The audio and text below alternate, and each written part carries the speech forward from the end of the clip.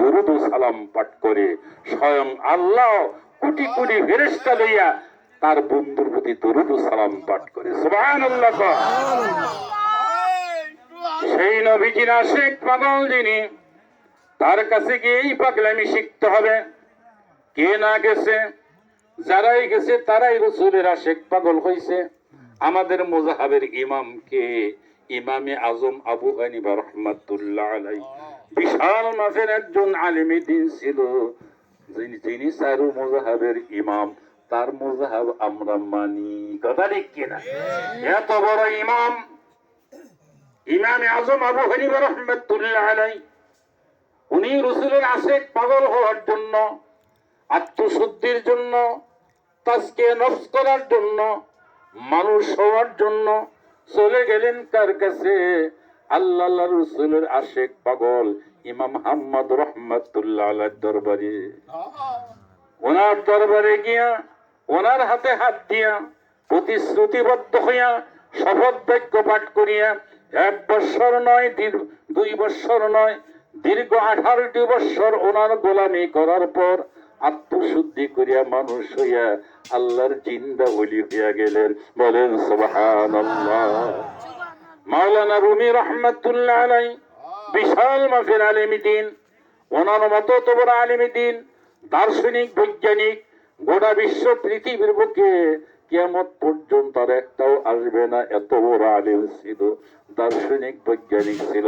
কোন আশিক পাগল বলছে আগে যত গোটা বিশ্ব পৃথিবীর বুকে যত আলেম আসছিল, বর্তমানে যত আলেম আছে এবং কিয়ামত পর্যন্ত যত আলেম আসবে, সমস্ত আলেমের মাথার তাজ হইল মাওলানা রুমি রাহমাতুল্লাহ আলাইহি। বলেন সুবহানাল্লাহ। এত বড় মাওলানা দার্শনিক, বৈজ্ঞানিক, উনি রাসূলের আশিক পাগল হওয়ার জন্য, আত্মশুদ্ধির জন্য, মানুষ হওয়ার জন্য চলে গেলেন কার কাছে?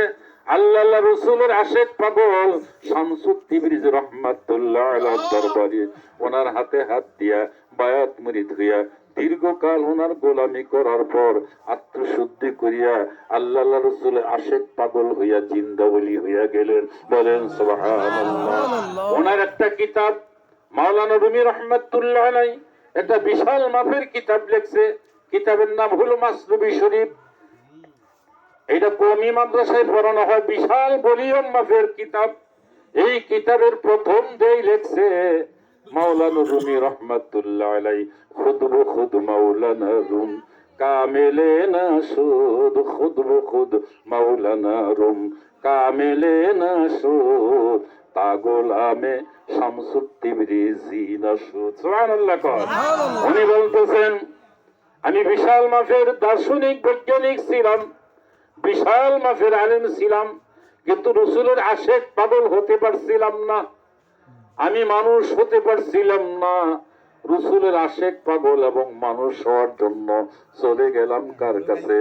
শামসুত তিবরিজি রাহমাতুল্লাহ আলাইহির হাতে হাত দিয়া বায়াত মুরিদ হইয়া ওনার গোলামি যখন করছি, তখন আমি মানুষ হইয়া রাসূলের আশিক পাগল হইয়া গেছি। এমন একজন পাগল হইছি, আমি যদি মরে যাই আমার নামটা ইতিহাসের পাতায় স্বর্ণাক্ষরে লেখা থাকবে, মানুষ কিয়ামত পর্যন্ত চিনবে মাওলানা রুমি নামে একজন মানুষ ছিল। কথা ঠিক কিনা কন? কার কথা বল, কয়জনের নাম বলবো? রাত্রি ঘুরে যাবো গা। আশরাফ আলী থানভী রাহমাতুল্লাহ আলাইহি, যার লিখিত কিতাবগুলি মাদ্রাসায় পড়ানো হয়, এত বড় মাওলানা, উনি আত্মশুদ্ধির জন্য, মানুষ হওয়ার জন্য, রাসূলের আশিক পাগল হওয়ার জন্য উনি পিঠ ধরলেন।